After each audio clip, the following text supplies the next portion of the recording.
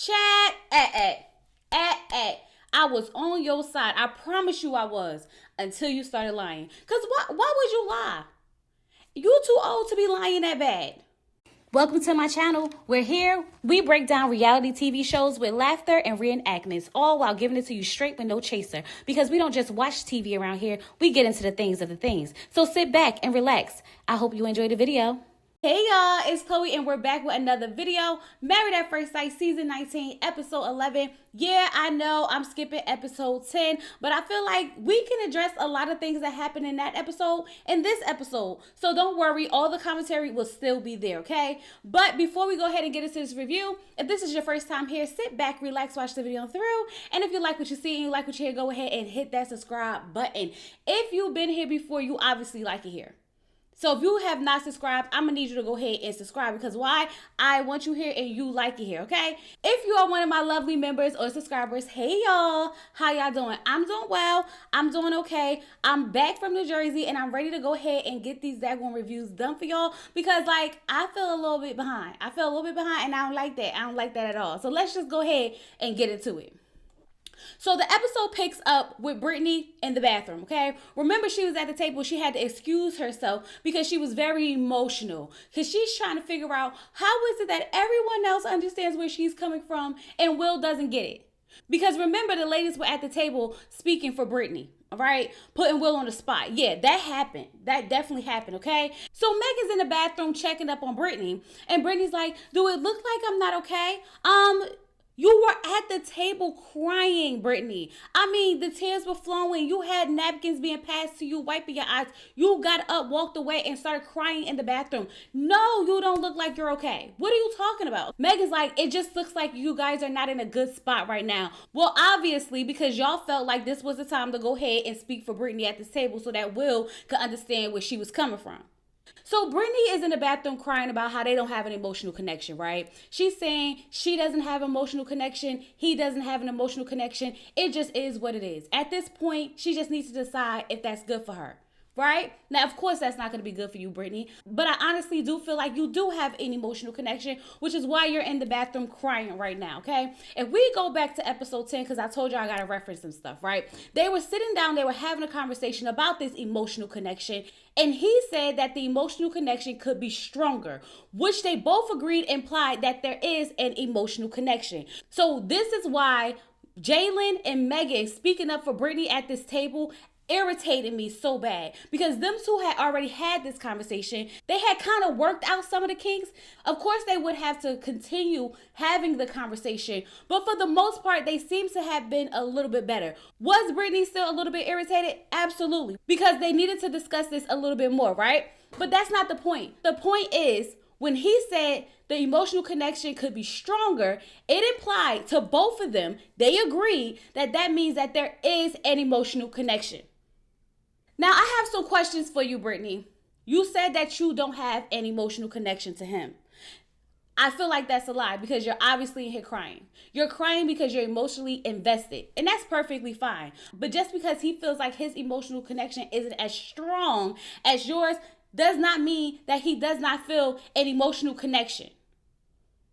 You do this all the time. You are literally overthinking everything. You are going to sabotage this marriage, okay? Second question. Do you think that Will is your person? You keep saying, I don't think I'm his person. I don't think I'm his person. I don't think I'm his person. Are you projecting that you don't think Will is your person? Or do you genuinely feel as though he feels you are not his person?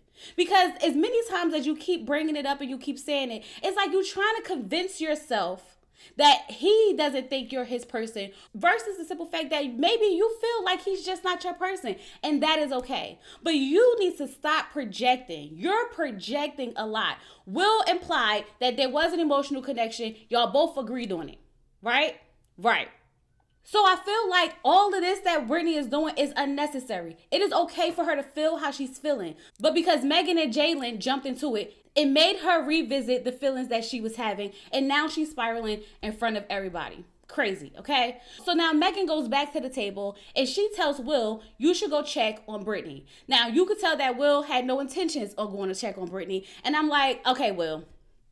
At this point, Something has to be done with this nonchalantness about you, because it is bothering me. You saw your wife sitting there crying. You saw your wife go into the bathroom. Yes, go check on her. Shouldn't no one have to tell you to go check on your wife?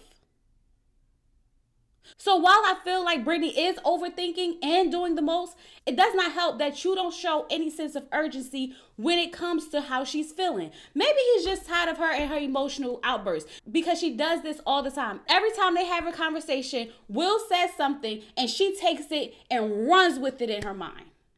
So Will goes to check on Britney, and Britney is in there crying still, saying how this is stupid, how she's done, right? And he's like, you know what, I'm sorry. I'm sorry if my actions made you feel some type of way. He tells her that he's happy to be here with her. I'm assuming he's pulling her close because he's very affectionate. He's hugging her, right? She's telling him thank you, and he's telling her how she's beautiful and how he wants this. He wants them. And I feel like this is a repeated cycle with Britney and Will. Britney and Will have a conversation. Will says something. Britney takes it the wrong way. And next thing you know, she's crying. He's apologizing, hugging her and pulling her close. She appreciates that. And then we start all over again tomorrow. And quite frankly, it's becoming annoying.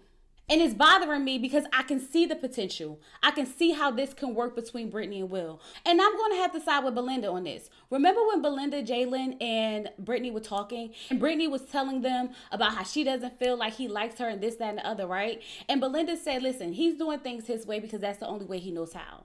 Once he learns your way, then the question goes, is he willing to do it your way once he learns it? He doesn't know your way yet. And I feel like that's fair. And Jalen in that conversation really made me feel some type of way, because she's putting more doubt in Britney's head when her mother just gave some real solid advice. Like, girl, your man was just crying over going to a festival and not knowing what community is. So please, sit this conversation out.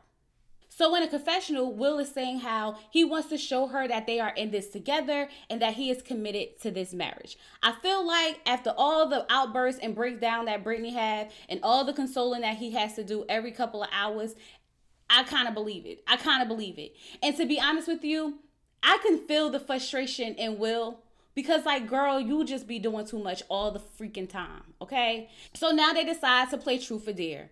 Britney says she's not really in the mood, but she's gonna, go with it and have fun. We already know that this cast is freaked out. We already know that this cast have had sex already. So they're having a good time. I'm here for all the, sex questions and the joking and the drinking. Love that for them. Let's lighten the mood a little bit, right? Right. So now Will and Britney are having a nightcap. They're laying in the bed talking. And he tells her he knew at the table the ladies were kind of speaking for her, which was very much obvious, okay? And this is why I didn't like it, because they inserted themselves into their business and then heightened the situation even more after him and her had already kind of came to somewhat of an agreement, right? Right. She said that it helped her realize that she wasn't crazy for feeling the way that she was feeling. And that's the thing, Britney. No one said that you were crazy for feeling the way you were feeling. There's nothing wrong with feeling how you feeling. Your feelings are valid to you. But if we learn anything from Dr. Nicole over there from Put a Ring on It, we learned that feelings are not facts. That's all I got for you, okay? So she tells Will that she appreciates him for coming to check on her. And all I could think of is like, oh my God, when Britney finds out that Megan told Will to go check on her, she's going to start crying again because she's going to feel like he didn't really care and he needed somebody to go tell him. I'm waiting for the scene. I'm literally waiting for the scene. Because I know it's going to happen. I really do. But Will said that everybody's input was helpful, so forget how I feel about it, right? Forget how I feel about it, Will? Right. Anyway, but Will said that he does want this marriage, okay? He wants Britney, and he's going to work on doing a better job at reassuring her. So Britney tells him how at first she chose marriage, but ever since then she has chosen him. And he tells her, I choose you too. And I just feel like y'all really just make things complicated for no reason. Y'all really do. Y'all really do, because all that happened today was unnecessary as hell. But hey, they made up and that's all that matters, okay? So then we get to Belinda and Chad, right? And y'all know that I've been going back and forth with whether or not Belinda really likes Chad or not. But in her confessional, she said that if today was decision day, she would choose to stay married. But there's always this thought in the back of her mind that's like doubt. Like, how could this possibly work? So now I'm sitting here like, what is possibly work? What is not working that you feel you can't deal with? So apparently, Will and Chad are laying in the bed talking, right? And she asked him, how does he feel about them? He said that he thinks that they're on the right track. So she tells him if he had questions about anything that she has done or said, it is okay for him to ask her because he just seems to have no concerns with anything. Nothing really bothers him.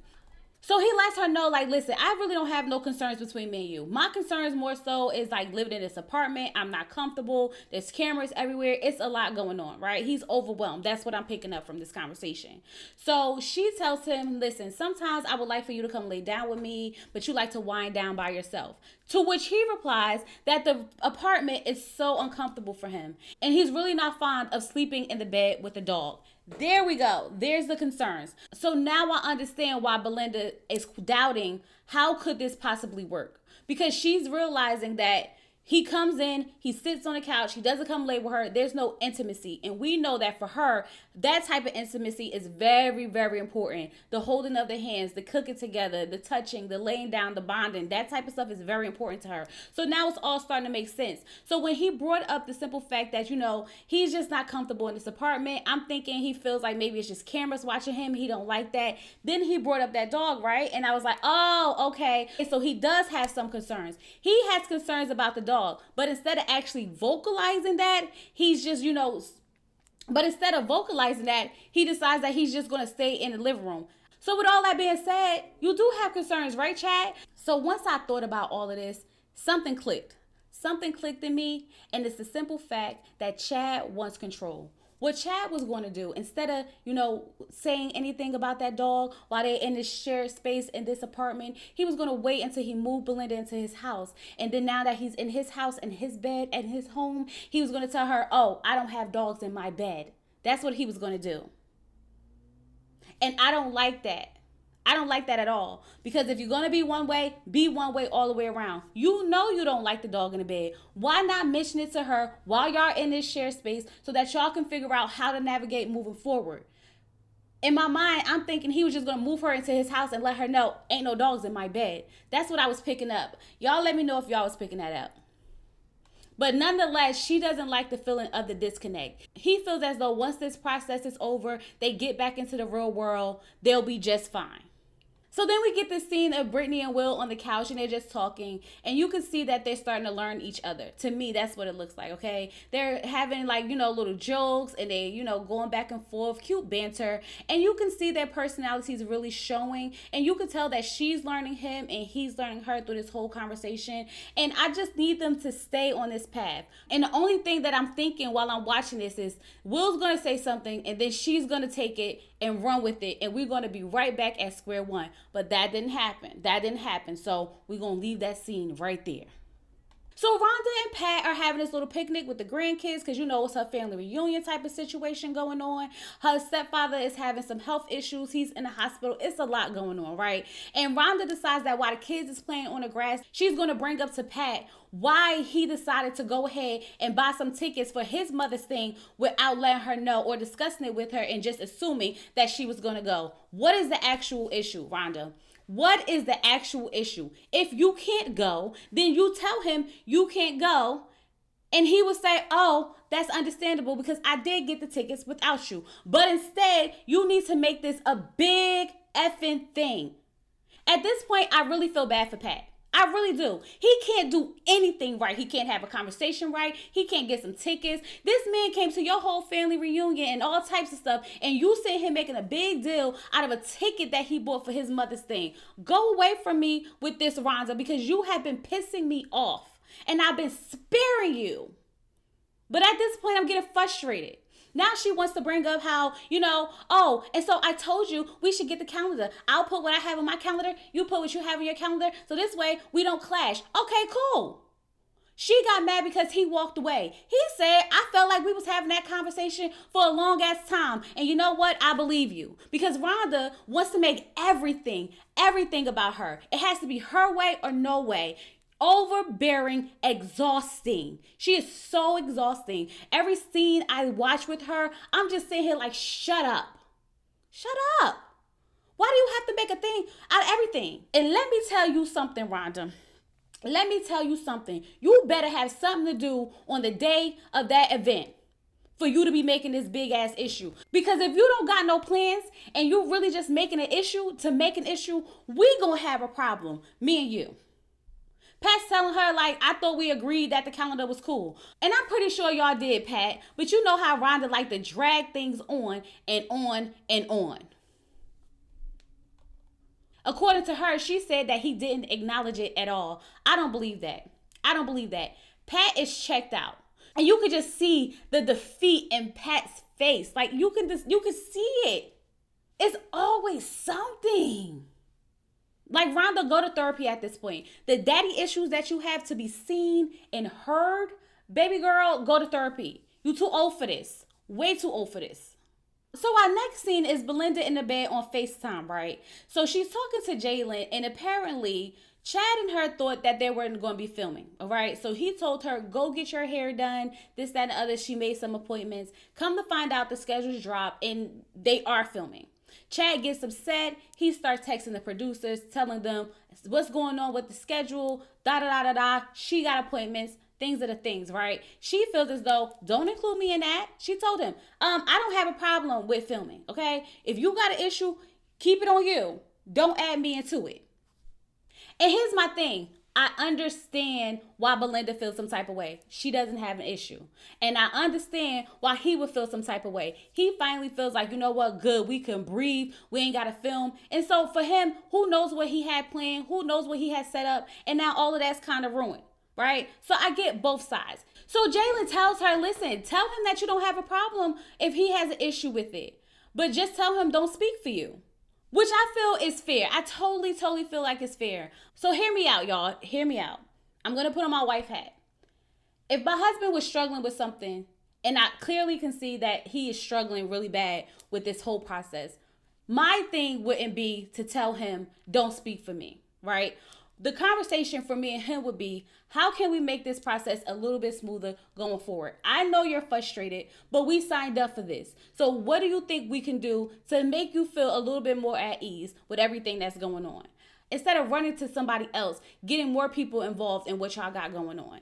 But Belinda says she doesn't like this side of him, and how he's handling his emotions is turning her off, which is totally fair, right? But if you love him, y'all been saying, I love you, I love you, I love you. Why are you not communicating this with him? Why are you guys not having this vulnerable moment? And I just want to be very clear that I'm not taking up for Chad at all, right? Because if he's being disrespectful and nasty, I totally get that. I'm just saying from a wife perspective, if I seen my husband struggling this bad with this process, I would try to lean in to try to help him navigate the process a little bit better.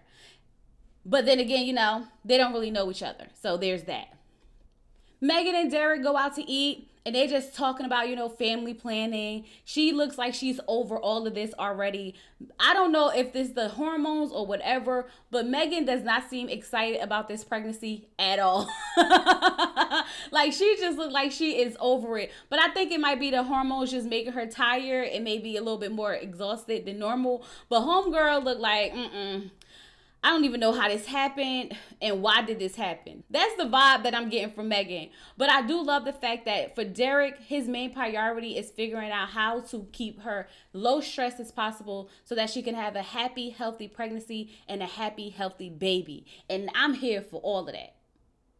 So Brittany flew Will's mom into town so that they could celebrate his birthday together. And I will say that his mom is really, really sweet, okay? And she explained Will down to the T about how he's not really expressive, how he doesn't wear his emotions on his sleeve. So it just lets us know that this is literally just Will. If I was Brittany, I would have comfort in that, because then it would let me know that, okay, that doesn't mean he doesn't like me. This is really just who he is.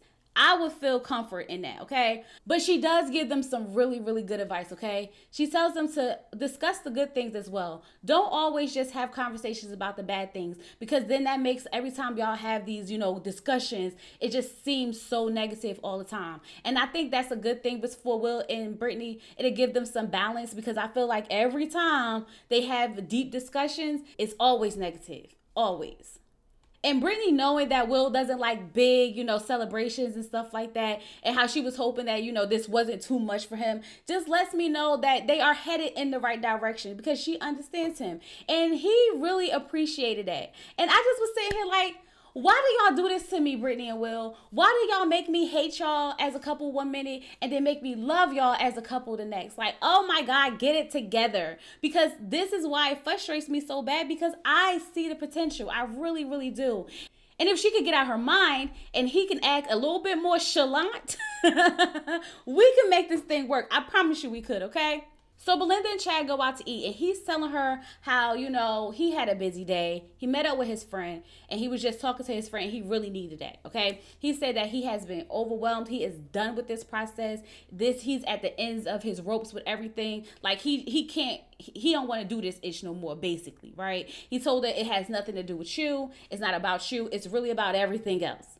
If I can have you without everything else, that would be great. But her whole thing is like, but this is how we met. Like, we are together right now because of this process. So we have to see it through, okay? She's at the point where she's just trying to figure out what the heck happened? What went wrong? Why do you feel so negative about this whole process? He said, I didn't say anything went wrong. I'm just tired of the BS. He said that he is a 54-year-old combat vet, and he is tired of being talked to like a child. He's tired of having to rearrange his schedule, and he's not in control, and he hates that. And that is the real Chad. The control. Remember how earlier I said that he was going to wait to get her in that apartment, and then he was going to tell her, oh, that dog can't be in our bed. Then he was going to be able to flex that control that he wants back so bad. Yeah. The simple fact that they gave him a schedule, they may have to do some retakes, this, that, and the other. He doesn't like that. He doesn't like being told what to do. And it's like, sir, you signed up for a TV show. What did you expect was going to happen? It's literally 8 weeks. We don't need your temper tantrums right now. Like you said, you are a 54-year-old combat vet. Suck it up, buttercup. So then he tells her if he has to change his schedule again, then they're done. She said, hold on. Speak for yourself. You can be done, but I'm not done. I don't have an issue with changing my schedule. So if you want to be done, you can be done. But we're not done. He tells her that he feels like they're trying to draw a wedge between them. And she's like, you think they're trying to draw a wedge between us? And he was like, no, between Josh and Jalen. And she was like, no, they're not. Why would you say that? He feels like they're trying to draw a bridge between Josh and Jalen based on what Josh told him. And so I'm sitting here like, so Josh think that, y'all, I promise you, when he said this, my mind went to me thinking that him and Josh was having a conversation about this whole process. And Josh was just so upset because they was telling him to leave that girl alone with pushing the issue when it goes to burning men. And because of that, he felt like they was trying to draw a wedge between them. That's what I thought happened. Okay, I ain't even gonna lie. That was my first initial thought. Like, maybe they is trying to draw a wedge between Jalen and Josh. But Belinda said, don't worry about it because I'm an axer. I'm an axer. But at this point, Chad is just so fed up. He's telling her like how he's done with this effing show. He don't give a F about it no more. And she says, you know what? All of this that you got going on is really making me take some steps back. And he said, I guess that's fair. He tells her, listen, I'm not done with you. Just the show. And hopefully you're not done with me. And when he said, hopefully she's not done, a part of me felt like Belinda is. Remember the first time he got into this, like, fit about production or whatever the case may be, and they was in that bed talking, and she mentioned how she's like kind of scared to speak up for herself, and he told her that he's her safe space, and I was like, oh, that's so sweet. Yeah. Belinda has a lot of trauma that she has dealt with in her past relationships, and you can tell by how she's handling Chad in this whole situation that this is really triggering her real bad. And so for me, I feel like this may be her red flags. And she might be like, no, I can't deal with a man who has anger issues or tantrums because I feel like she's been through a lot in her past relationship. So Jalen and Josh are going out with their friends. I guess they're building their own community. Good for them, right? And the friends are like, so what do you guys like to do together? And they're like, what hobbies do you guys share? Um, and now the world's crashing down. The world's crashing down because God forbid these two can't do everything together. They just cannot be together. Like, my God, it's not that serious. The point of having a hobby is something that you enjoy to do by yourself. You don't have to have a hobby with your spouse. I do YouTube as a hobby. That was like my job or whatever, but it started off as a hobby, right? Right. My husband has his own hobbies. We have our own things. We do things together. We like to go out to eat. We like to watch series together. We like to go to the movies. We like to do things together. Does it have to be the most spectacular thing in the whole wide world? Do we have to hone in on one thing? This is our thing? No. Like, I need them to like stop this. This that Jalen and Josh got going on is really getting on my everlasting nerve. It really is. I don't want to hear nothing about no community. I don't want to hear nothing about no hobbies. I don't want to hear nothing. What are y'all doing right now? Y'all like doing that together? Make that y'all thing because y'all really getting on my nerve. I'm annoyed. Jalen and Josh annoy me so bad because they feel like they just need to do everything together. Because if they are not doing everything together, then the marriage won't work. We moving on. So Megan and Derek are babysitting so they can get some practice. And they're babysitting 3 boys. The perfect number for Derek. Let me tell you, them kids had a time. When their parents came to pick them up, they was like, can we stay? That's how you know that you're not the real parents, okay? When the kids is begging to stay,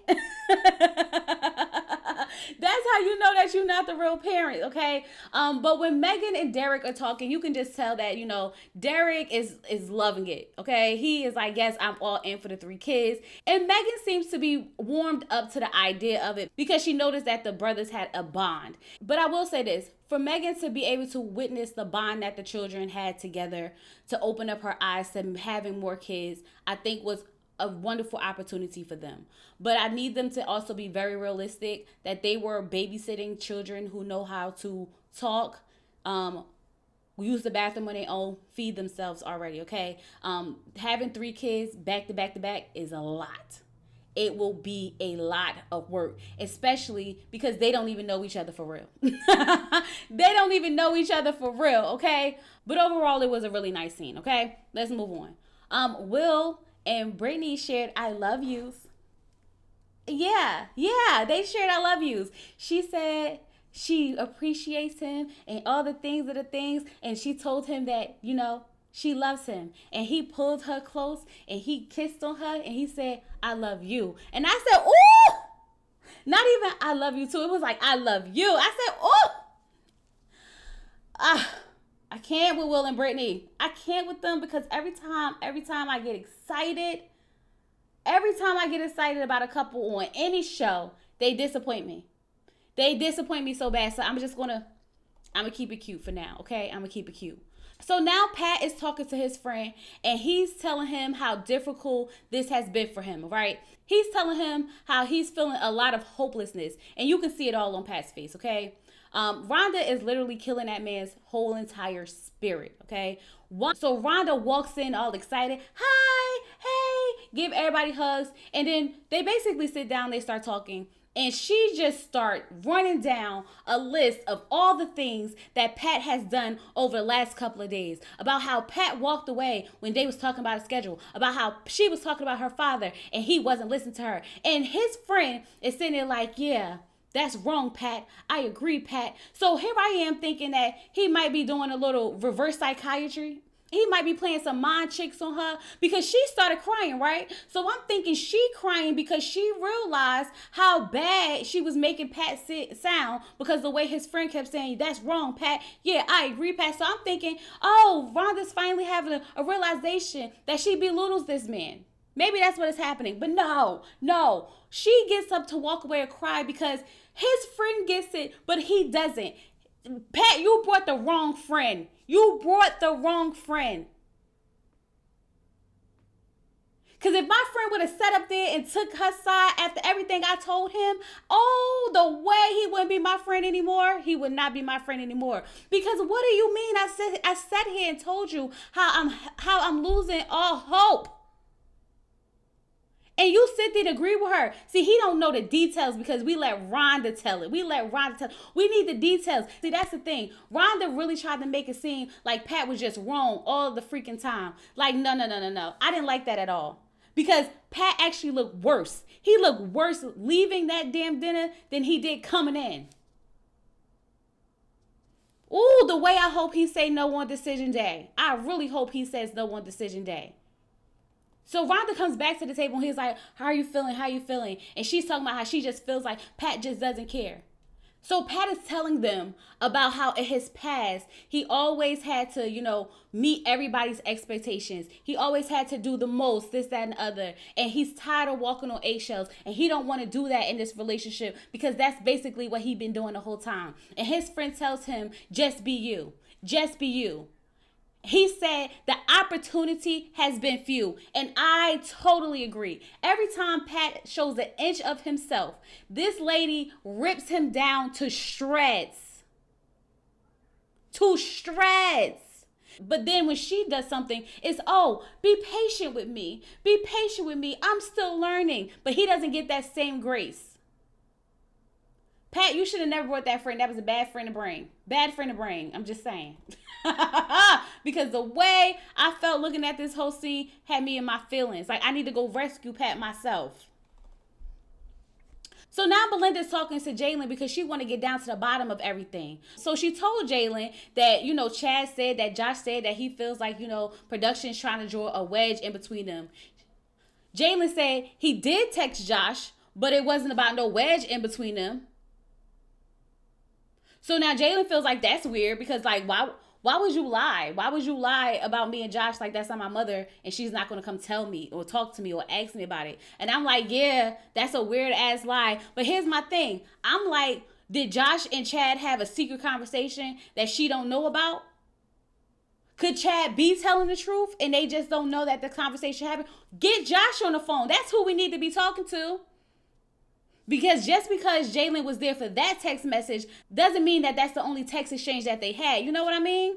You know what I mean. But nonetheless, Belinda is angry and she's questioning everything at this point because he's lying. And at this point, she feels like he's lying for no reason at all. So she feels like this is a setback.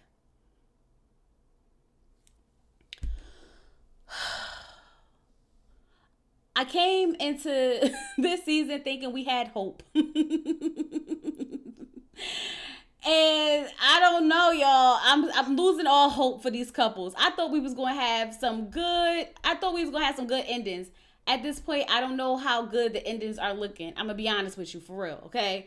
But nonetheless, that was episode 10. I really hope you guys enjoyed this review. Get down in the comments. Let me know what you think about everything that happened, everything we talked about, okay? Go ahead, like the video, hype the video up, and share with your friends, because if y'all share and get more people in here, we can hit our goal to 15,000. I'm just saying, okay? Don't forget to subscribe to the channel. And with all that being said, I'll talk to you guys later. Peace.